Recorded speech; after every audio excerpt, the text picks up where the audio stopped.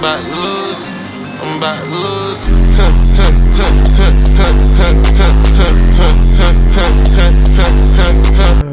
Guys, man, as you guys can see, I look rough. I look very rough right now. And I look as rough as the Thunder did last night against, well, not last night, but Sunday night against the Toronto Raptors. Oh, bro, I cannot believe that ruined my night, bro. Ruined my Sunday, ruined my Monday. And honestly, it ruins me every day just to lose to that Raptors team because I don't like them. Their color scheme, their team, Canada, disgusting. I know our best player is Canadian and Lou Dort is also Canadian. Chill, but still, bro, like, it's disgusting. We have playing written all over them and we lost to that team. But anyway, I'm gonna get more into that game later. Welcome to Thunder Weekly, a place where the greatest fan in Thunder history, the most delusional fan on the planet, talks Thunder ball. Now, before I continue, make sure you guys like and subscribe, and also check out my TikTok. You know, I'm getting a little bit of fame there. I've been posting consistently day in, day out. Proud of myself. Clap it up for me.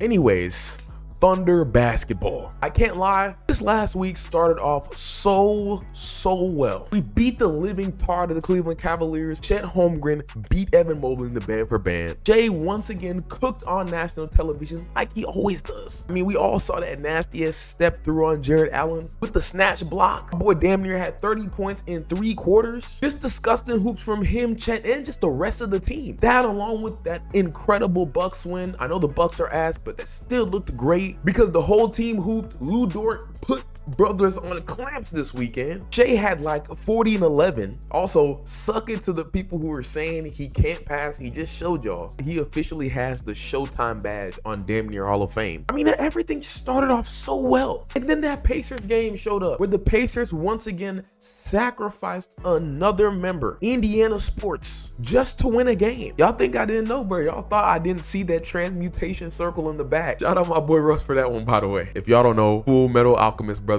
reference. They dropping 47 in that game, Chet dropping 25 and 13, and we still lose to that demonic team. It sucks. But hey guys, that's just an off night. It's nothing wrong. We turn around and we lose to the Toronto Raptors, and we end up having another bad shooting game. It sucks. And honestly, just a horrible way to end the week. That's why I'm looking so rough, guys. That's why I look like this, because the Thunder, they're taking the years off my life. Okay, I'm gassing, bro. Let's just be real. We still 37 and 10, still the best team in the conference, but I hate losing just like the rest of you guys. Now, even with the last 2 losses, first 2-game losing streak at home since November of 2023, the Thunder stats still look amazing, and that's because the first 2 games. Last week, we were still one of the best offenses in the league, ranking, I think, top 4, and we were still once again one of the best defenses in the league, per usual. We were also second in net rating that week, posting a +11. Our leading scorer for the week was obviously, you guessed it, Shai Gilgeous-Alexander, averaging 35 points on just 19 shots. Obviously, he had a bunch of ridiculous scoring performances, like that Pacers game, like that Bucks game, where he only missed 3 shots. That is so crazy that a guard who's taking a bunch of mid-range jump shots, a guard who is going into the paint a ton, can spend an entire game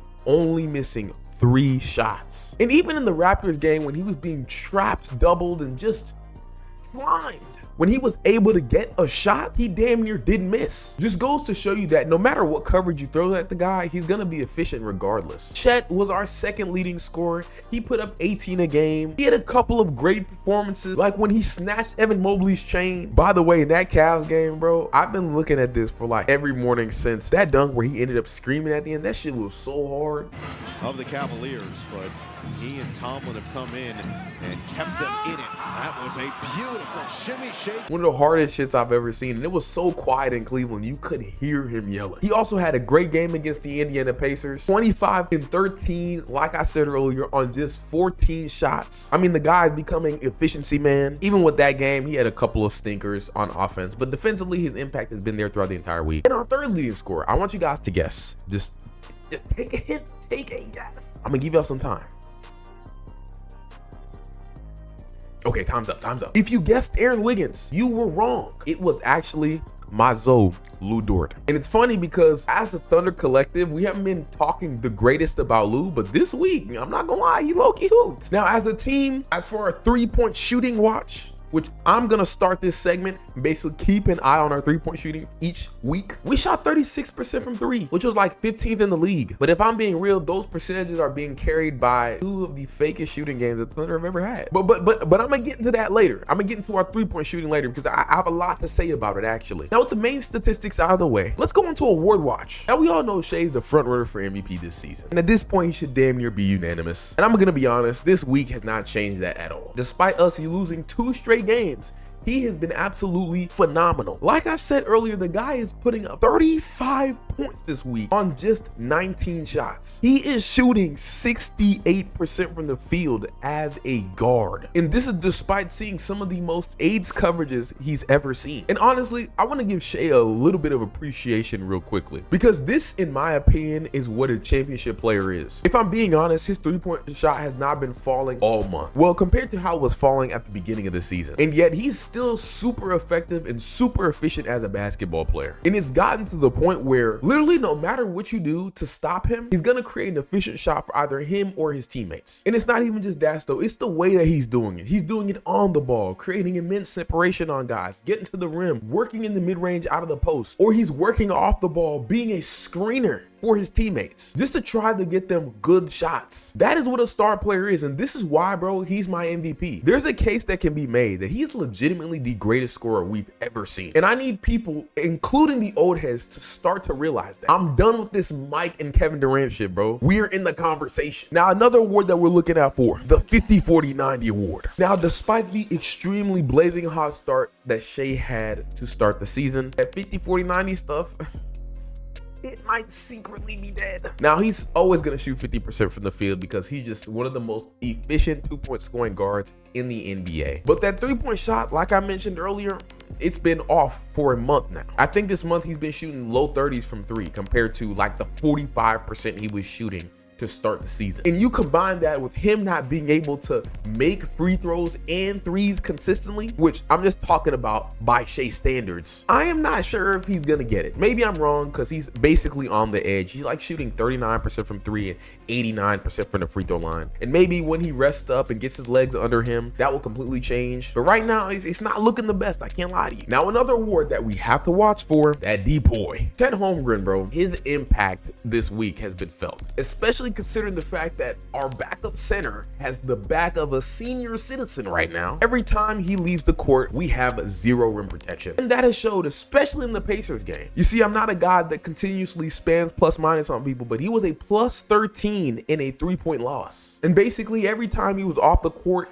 we could not protect the rim or rebound. But that's not the only game he showed his impact in. He showed it off in the Bucks, but especially in that Cavs game. He had a couple of great blocks, and literally every time somebody touched the paint, oh my gosh, they could not score. He was so good to the point where Kenny Atkinson was low-key hopping on it. But if you watch that game, that's how good Chet was. He continues to be the league's best rim protector. And he's showing y'all that no matter how hungry a man can be, he can still defend the paint. Now, lastly, where we have to look at, I'm gonna make this one really quickly, AJ Mitchell, 6th man of the year. Now, he's not gaining much traction, but he really should be, because I think the last 2 games just showed you how important he was to this team. And especially that Raptors game. We could not create shots when SHAI was off the court. Besides Aaron Wiggins, nobody else was able to consistently get a paint touch. That led to the Thunder putting up 101 points. Diabolical in the modern NBA. Not only his offense was missed though, his defense was missed as well. We could have used his point of attack defense to help stop some of these guys from getting to the rim consistently. So I hope the league is watching this, because when they see his impact on this team, they'll open their third eye and they'll realize that AJ Mitchell is Manu Ginobili. Now on to some of my key takeaways from this week. First things first, I want to talk about injuries, because they are continuing to beat our ass. And I'm sick and tired of them. For the last 2 seasons, this Thunder team has been one of, if not the most injury-prone team in basketball. And side note, it's just so funny to me how everybody ignores that, especially in last year's playoffs. I keep hearing the Nuggets series, man, if MPJ and AG were healthy, if Halliburton didn't get hurt, my nigga, what if Chet had a hip? What if J-Dub had a right hand? Like literally 2 of our best players were nowhere near 100% and we still got it done.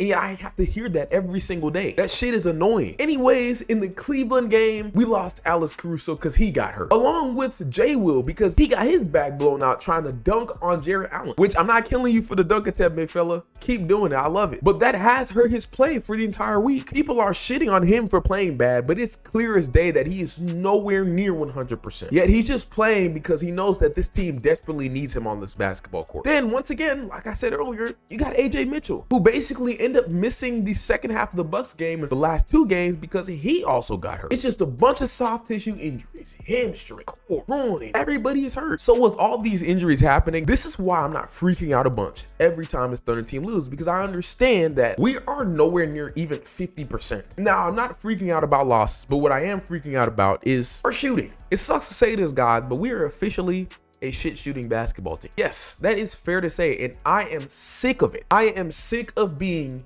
the worst shooting franchise in NBA history. And I'm gonna be completely honest with you, this is something that I don't think is gonna change when everybody comes back. Because we saw last season what happened to our team in the playoffs. We were one of the worst 3-point shooting team in how many years to win a championship. And while that's super impressive and super cool for me, we're not gonna win another championship if we keep shooting like this. Last 2 games, we shot 25% from 3. Jay is out here generating good look after good look after good look, and these guys are just bricking. I am sick of this shit. You guys want to know what we're shooting at home? We are shooting 33% from 3 at home. That's supposed to be where we have an advantage as a basketball team. So I'm usually not a guy to say this, but I'm sorry, Sam, we're gonna have to make some type of move for some more shooting. Now, I'm not saying completely destroy our identity. Obviously, I still want defenders on the court. I still want to be the greatest defense in NBA history, but I can't live like this no more, man. Speaking of shooters, dude, Isaiah Joe, walk with me, big dog. Sit right here. You got a seat on his bed. I got to talk to you. Why are you such a fake shooter, man? I love my dog to death, but dog, he's one of the fakest shooters I've ever seen, and especially in crunch time. Isaiah Joe hasn't made a clutch 3 since that Dallas game in 2022. And it sucks because, bro, I know he can actually shoot, but it seems like every time the game is close,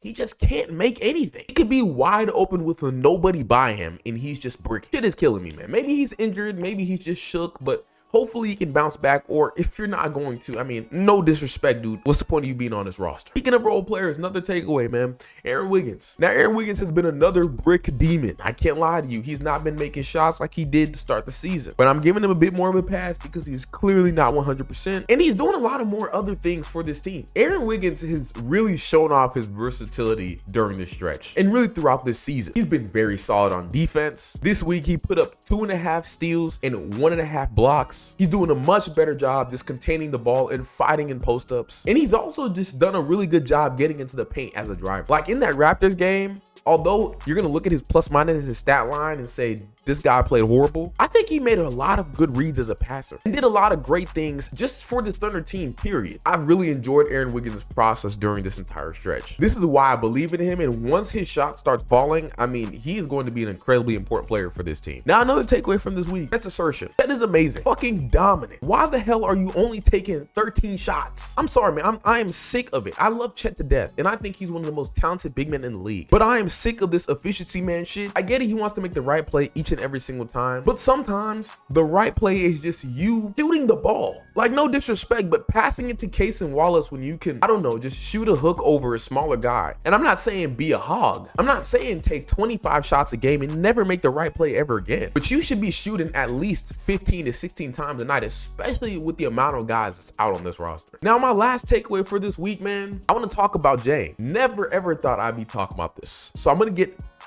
to this really quickly, but I can't lie, Jang, especially these last 2 games, he was low-key hooping. I think defensively, he was absolutely incredible in the Raptors game. Moved his feet very well, rotated very well, showed his hands, and besides really just one mistake in that entire game, he did very well on that end. He was also one of the very few people who could actually feed Chet tonight, and he just did his job. I'm very excited to see Jang and how much he's improved from year 1 to now, and we definitely need him to continue to step up. So Jang, keep doing you, and especially keep showing out on the defensive end. Now, for awards of the week, I'm just gonna go through this real quickly because it should be pretty obvious. MVP for the Thunder this week is clearly SGA. Like I mentioned earlier, he's putting up like 35, 5, and 6 on 68% shooting from the field, but he's been absolutely phenomenal, and there's nothing else I could really say about him because I've already showed you how great he was or has been this season. Now, Depoy for the week, this is another obvious award.